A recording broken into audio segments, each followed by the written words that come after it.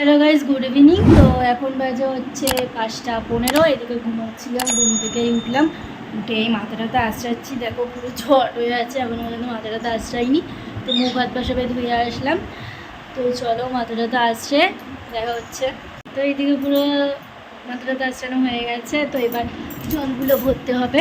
তো বোতলগুলো সব কটা খালি হয়ে গেছে, তো এগুলো ভরে তারপর একটু আটাটা মেখে নেবো। নয়তো আগে আটাটা মেখে নিই, তারপর করবো। তো এইদিকে হাতের শাখাটা একটু গুটিয়ে নিয়েছি, কারণ ওই আটা মাখার সময় শাখার মধ্যে লেগে গেলে বা যখনই আমি যাই কাজ করি না কেন শাখা পড়াটাকে একটু গুটিয়ে নিলে শাখা পড়ার মধ্যে লেগে গেলে না কিলোমিটার লাগে। এর জন্য আটাটা মাখার সময়ও গুটিয়ে নিয়েছি। আর এইদিকে দেখো আটাটা মাখা কমপ্লিট হয়ে গেছে। তো এখন এগুলোকে লেচি করে রেখে দেবো। তো একেবারে মা যখন আসবে বেলে দেবে। এদিকে চা খাওয়া পুরো কমপ্লিট হয়ে গেছে। তো এতক্ষণ ধরে চা খাচ্ছিলাম।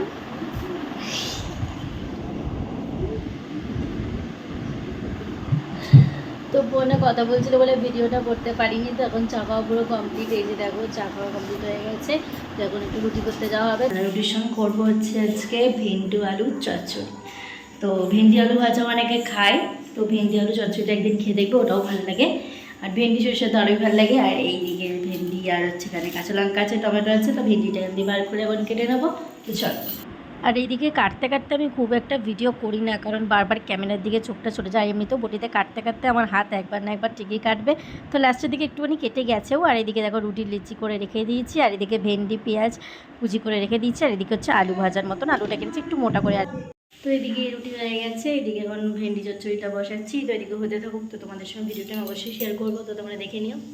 তো এদিকে রান্না করছি, আর আমার শাশুড়ি গেল হচ্ছে মন্দিরে।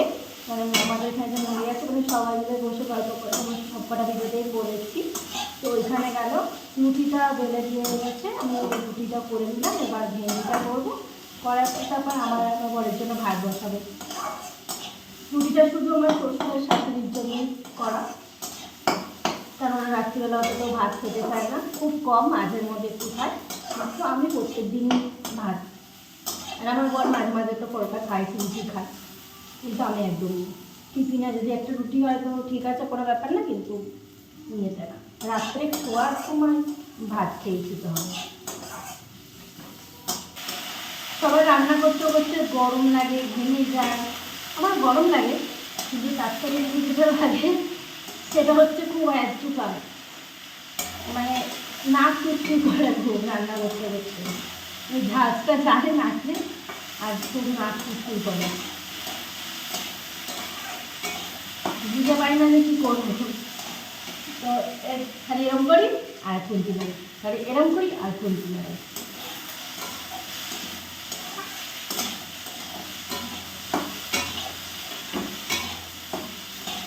এখনও বিয়ে হয়ে যাওয়ার পর যখন বাপের বাড়িতে যাই, তো রান্নাবান্না কিছুই করি না তেমন একটা, মাই করে। তেমন একটা কি করি না, মাই করে।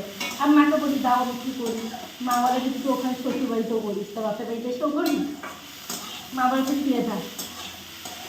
আমি আর আমার দিদি যখন একসাথে যাই, আমি বেশিরভাগ যাই বাপের বাড়িতে, আমার দিদি ওটা যায় না। আমার বাপের বাড়ির সঙ্গে থেকে আমার দিদির শ্বশুর বাড়ি 5 মিনিটের ডিফারেন্স হবে, হয়তো 5 মিনিটও খুব বেশি বলে গেলে। তো ওরকমই ডিফারেন্স, তো এখানে বেশি আসা করে না। আর যখন একসঙ্গে যাই তখন আমার দিদি বলবে বোন একটু চাউমিন কর। আমি দেখ আমার আর ভালো লাগবে না এখন করতে, তুই কর। সে আমার মা আলু পেঁয়াজ কেটে দেবে। আমি সবসময় দিদি মাকেই বলো, আমাদের তো ইচ্ছা করে যে মাকে একটু রান্না করে খাওয়াই। দিদি দিদি এইসব কেটে দেয়, আর আমি বেশিরভাগ করি। আবার দিদিও কখনো কখনো করে, যা আমি সবসময় করে খেতাম না, দিদিও কখনো কখনো করে। তো এইদিকে বারবার এত গরম লাগছে যে বারবার ফ্রিজ থেকে জল বার করছি আর খাচ্ছি, বার করছি আর খাচ্ছি, কারণ একটু ভালো লাগছে না এত গরমের মধ্যে। রান্নার ঘরে পুরো রান্নাঘরটা দেখো না, পুরো ধোঁয়ায় ধোয়া হয়ে গেছে, ভালো করে দেখো বুঝতে পারবে, পুরো ধোঁয়ায় ধোয়া হয়ে গেছে। তার মধ্যে হচ্ছে বিশাল হ্যাচি।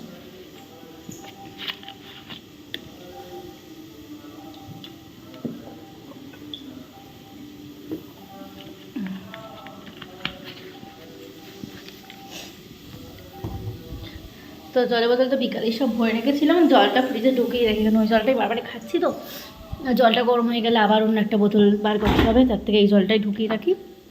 এসে যতক্ষণ না শেষ হচ্ছে ততক্ষণ অন্য বোতল বার করবে না, তো আবার জলের বোতলে জল ভরতে হবে।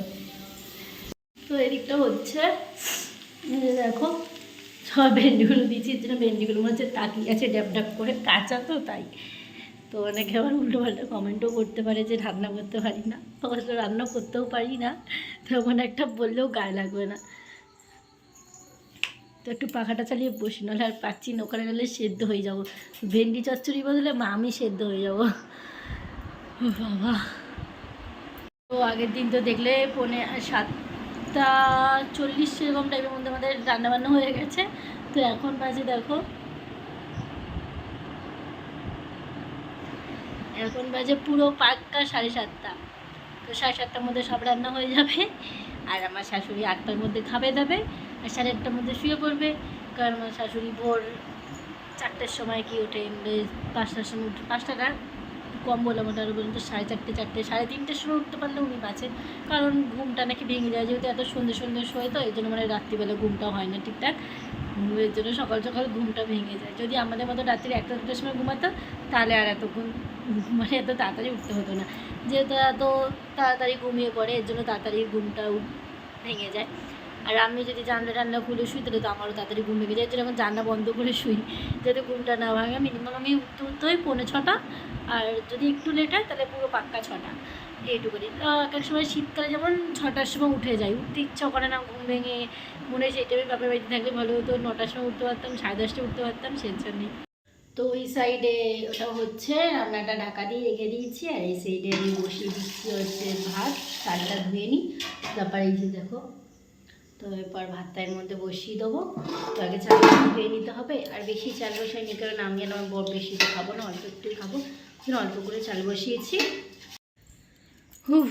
ওই দিকটাতে রান্না তো ঢাকা দিয়ে আসলাম, একটু ওটা সেদ্ধ কারোটা, আর ততক্ষণে ভেন্ডিটাও একটু সেদ্ধ হয়ে যাক, ততক্ষণে একটুখানি রেস্ট নিই, একটু ফোন টোন ঘেটে নিই। আবার একটু পরে তো ভাতটা বসাতে হবে। ভাতের চালটা তো ধুয়ে রেখে দিলাম, তো চালটা ধুয়ে সাইডে রেখে এসেছি। আর অন্য যে একটা করিনি, অন্য গ্যাসটা, কারণ আবার ওটা করবো, আবার তো ওটাও মাজতে হবে, তো কিছুক্ষণ পরই আবার করে যেতে একটু রেস্ট নিতে পারবো। আর রান্না যদি ভাবো যে তাড়াতাড়ি হয়ে যেত, ভাবলাম তাড়াতাড়ি হোক, তাতে কী আছে, তাড়াতাড়ি কোনো ব্যাপার নেই, কারণ এখন তো খেতে খেতে আমাদের তো সেই 11:30 তো সন্ধ্যা আসবেই, ওই খেতে খেতে তো 12:30 1টাই বেজে যায়।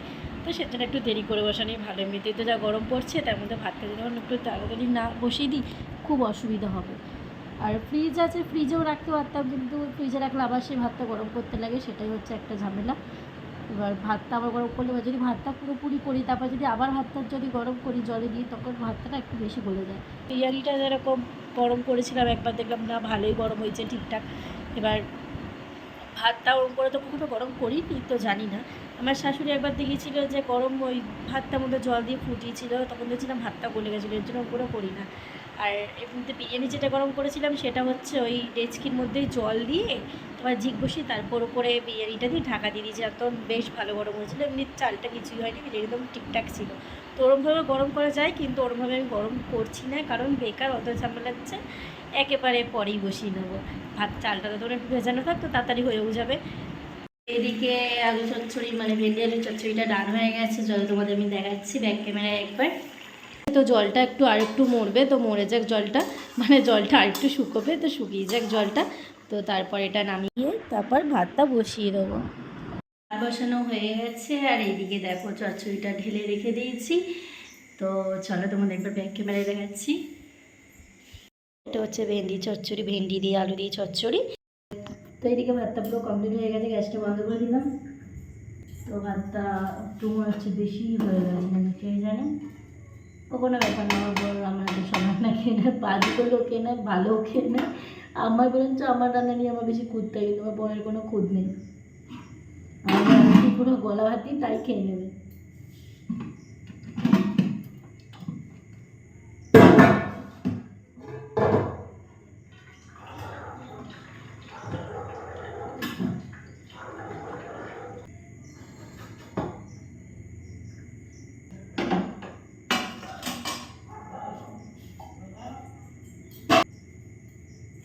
এদিকে পুরো সব কাজ কমপ্লিট হয়ে গেছে। তো গ্যাসটা আবার দেখে নিই যে বন্ধ আছে নাকি। এটা একটা ভাজা স্বভাব হয়ে গেছে, তো দেখালাম পুরোটা কমপ্লিট হয়ে গেছে। ওইদিকে রাত ছিল, তো গেলাম, ঠিকঠাক কমপ্লিট হয়ে গেছে। তো এখন রাত্রি হয়ে গেছে এখানে। এইদিকে শুয়ে পড়েছে মা, এখন ঘরে আমার আর কোনো কাজ নেই, তো কাজ বাজ সব কমপ্লিট হয়ে গেছে। তখন পাখাটা চালিয়ে ভিডিওটা এডিট করব।